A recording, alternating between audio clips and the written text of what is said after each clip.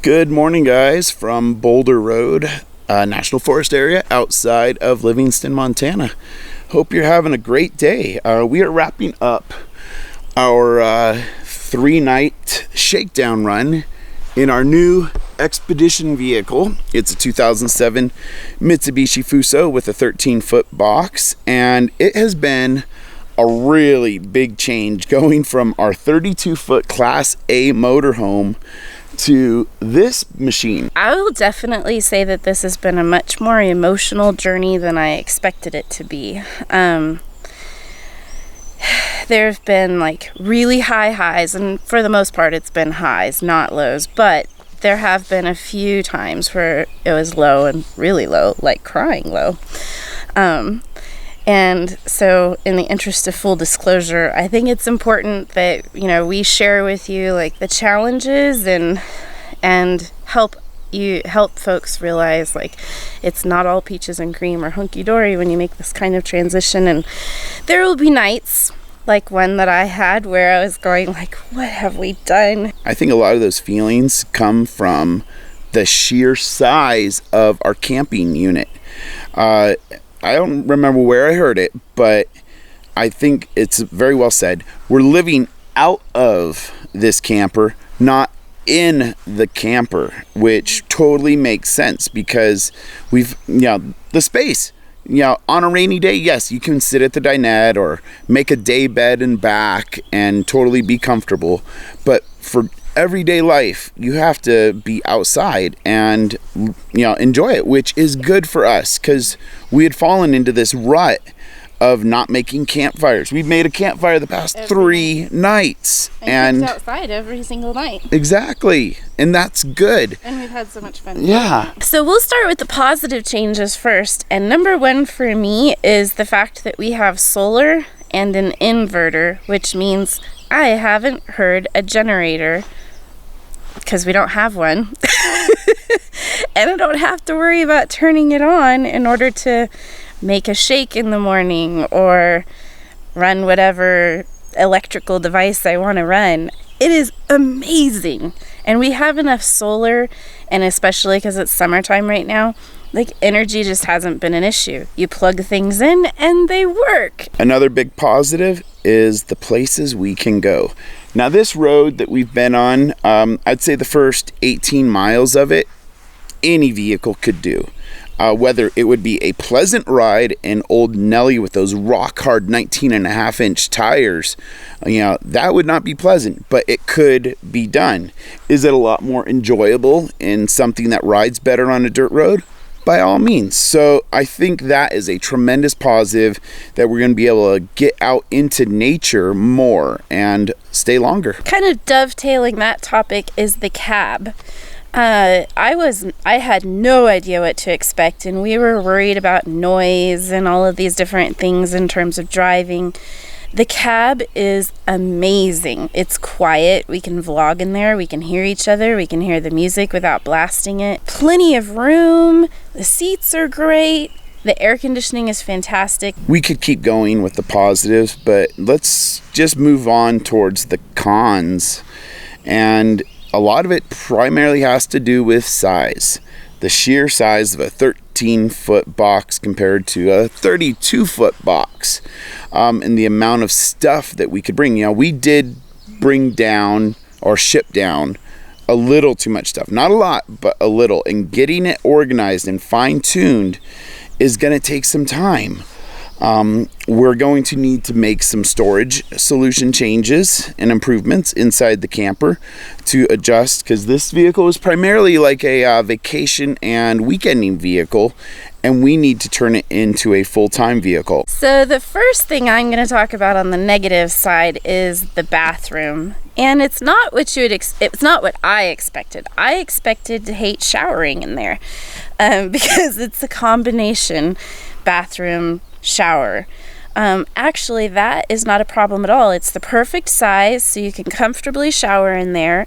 It has incredible water pressure, great hot water, and the toilet really doesn't get that wet like I thought it would.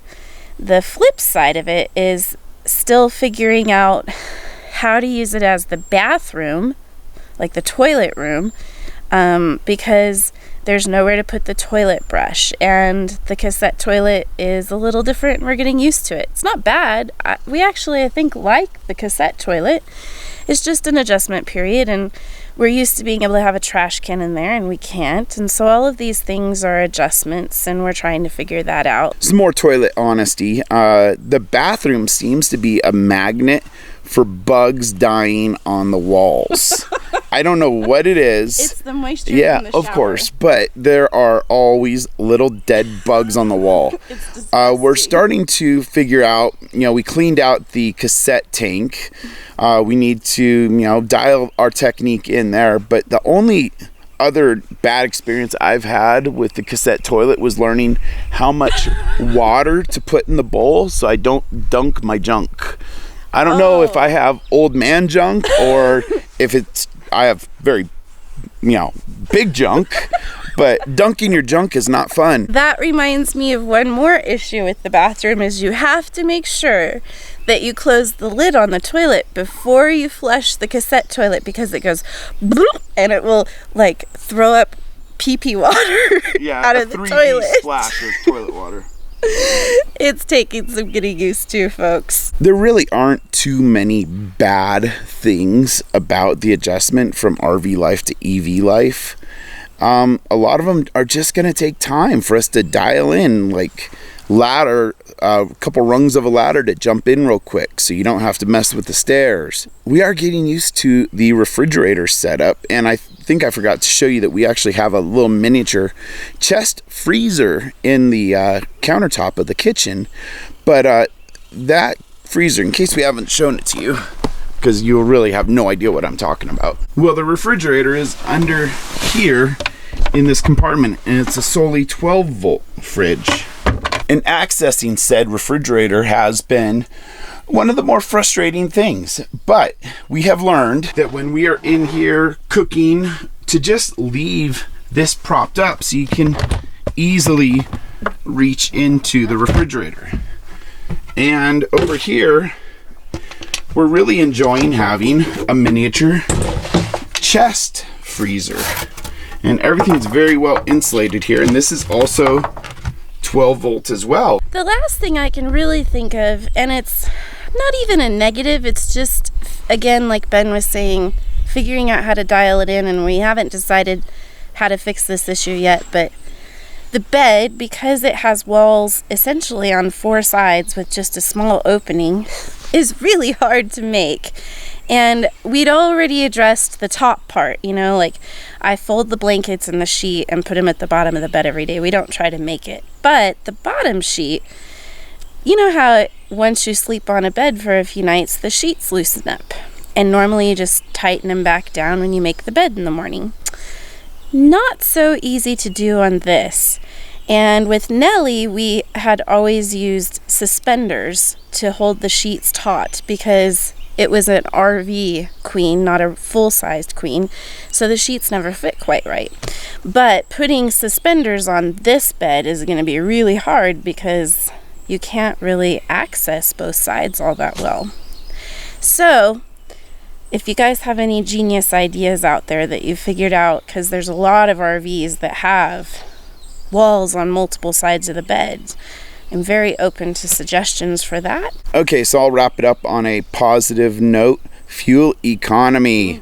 Our old Nelly would get 7.5 miles a gallon, and this beast is getting almost 13 miles a gallon, which is pretty awesome considering we're pushing 315 85/16 tires, and it's 4-wheel drive and it's geared low. It weighs a lot. Yeah. She is probably about 12,500 pounds. One thing that we have going for us is that it's part-time 4-wheel drive, so we're not constantly pushing those 4 wheels. But we are very happy with the fuel economy, and we have 60 gallons of diesel fuel capacity. All right, guys, we are back at Dave's house, parked next to his garage here. We eked out a little bit of shade for the evening because it is a toasty one. It's definitely a lot cooler up at higher elevations, so that's all we have for you today. This is a very fluid vlog, so we take life as it's dealt to us and we just keep on rolling. So hit that subscribe button and we will catch you on the flip side.